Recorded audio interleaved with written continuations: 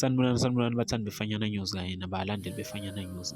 uKhuzani Mpungose usethola izincomo eziningi noma abalandeli bomculo kaMaskandi sebemncome amahlandla amaningi emva kokuba kade ebonakale eyobona omunye umuntu owayekade umfundi phambilini owaxhaswa wena uKhuzani Mpungose ngenani lemali ethile engango-6,000, okuyimali futhi eyayinkulu ngalesa sikhathi ayemxhasa ngaso, ngoba futhi nawe uKhuzani ngaleso sikhathi kuvele ukuthi wayesaphansi ngokomculo, wayengakaveleli njengamanje njengoba esevelele, okuyinto eyabankulu kulowo mfana owayekade efunda isikole ngaleso sikhathi.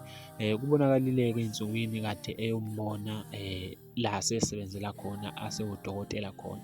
Kube kuningi-ke iy'ncomo-ke ey'vela ngakubantu bencoma uKhuzani indlela ayiyo emphakathini kanye nawo abanye abantu nje abasuke bedinga usizo ngaleso sikhathi.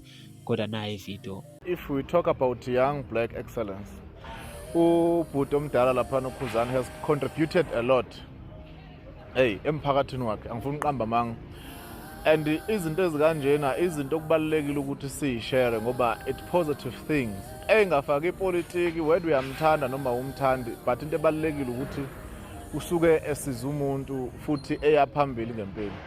And emlandweni wonke wakaMaskandi akekho umuntu engisangezwa ngaye noma engisangezwa ukuthi kwa contributor ngendlela akase contribute ngaye emphakathini ngaphezulu kwakhe. Lokho you like it or not kuyinto real. Ngeke ngezwa emndeni eminingi eminye esupporta yenza okhisimuzi, I think angazi noma 10,000 rand ini no 20,000 ey'koleni lapha akhele ngakhona bebonge contribution yakhe ehambisa iy'tulo, like kuningi kakhulu. And this guy ngale mali akayisiza ngayo acabanga ukuthi how much was that amount in 2016, and yena wayekuphi ezingeni lempilo yakhe ngalesikhathi leso, but okwazi ukukhipha le mali akayikhipha. So it's a good thing. Izinto lezo ongamela ukuthi umuntu mayeselele phansi bese kuthiwa hayi yena wayemuhlelana lana wake wenza u1 no 2 no 3. Umuntu kufanele ngathini simcomplimente esaphila ukuthi hayi akekho umuntu ongenalo ibala lakhe, akekho umuntu o100% kuyona yonke into o-perfect, akekho umuntu kanjalo. Umuntu nomuntu unamabala lapho nalapho, but funa sikwazi noma kunjalo funa sikwazi ukurecognize into enhle umuntu akasuke yenzile wayenzela umphakathi noma wayenza phambi komphakathi ebenefits umphakathi.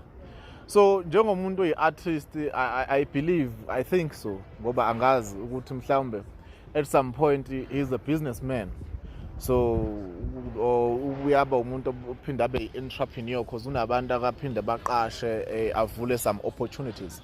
It's a good thing since kunemicimbi eminye ngeke ngizwe ngazo white intontoni, and leyo nto leyo egameni lakhe ayisoze yashabalala ngisho ngathiwa i-trend yomusic iyehla, but as an organizer umuntu oplanayo nomuntu oba yi-entrepreneur ebe with such opportunities kuyayisiza imindeni eminingi. Kunabantu abakwaziyo ukuphila besupport abanye abasupport abanye abantu ngokomculo bayacula nezinye nje izinto eziningi eziseceleni. Ngeke ngizwe ngelila kuthiwa angazi ubizwa ngalo mcimbi kaMaskandi onokuba semabhidi ukuthi ukadecide ukuthi emalini kade izobhadalela yena kufakwe i-artist noma ama-artist athile. That's a good positive thing.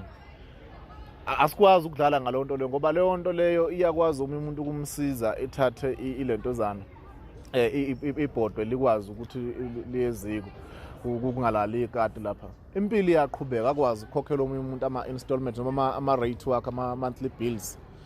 It's a good thing about uKhuzani. Lokho uveza isithombe sihle kakhulu emphakathini. Izinto lezo kumele sikwazi ukuthi siyi-compliment ngaphandle kwebala noma ukucomparisa anything. Into kumele siyazi leyo silimele iqiniso bayo nanoma yinini. Yabona umuntu khona lapho khona ukuthi kunabantu nje empilweni abake bengakufuni ungenzanga lutho, noma ngathi unayo ke lonto leyo ukuthi umuntu awumthandi, but entweni esuke yinhle akasuke yenzile wayenzela umphakathi i-compliment, mugqugquzele muphe that enthusiasm, ugqozi lokuthi lento aqhubeke naye yaphambili. Ngicabanga ukuthi ngokwenza njalo uNkulunkulu uyamandisela na ubhuti omdala, izinto eziningi zakho kwezibone zenzakala ziyaphambili.